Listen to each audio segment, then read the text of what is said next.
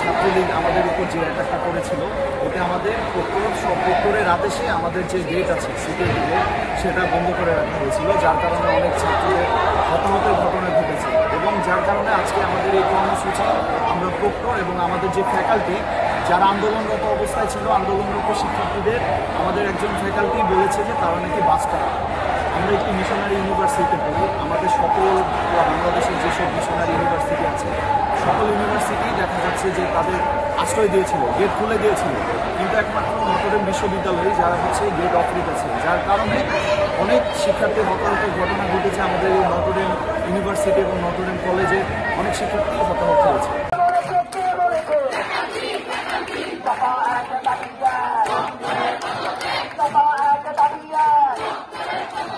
একজন ফ্যাকাল্টি ছাড়া বাকি প্রত্যেকটা ফ্যাকাল্টি আমাদের পেছনে থেকে অনেকটা সাপোর্ট করেছে যে তাদের পরিবারের কাছ থেকে পাইনি।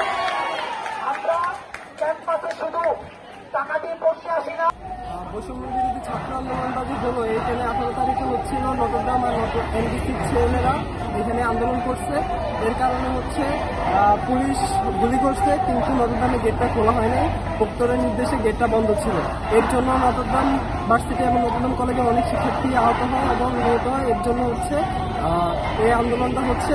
আর আমাদের এছাড়াও কিছু দাবি আছে, যেমন 9 দফা দাবি, এটা পেশ করা হচ্ছে। এখন আমাদের 1 দফা 1 দাবি প্রক্টরের পদত্যাগ।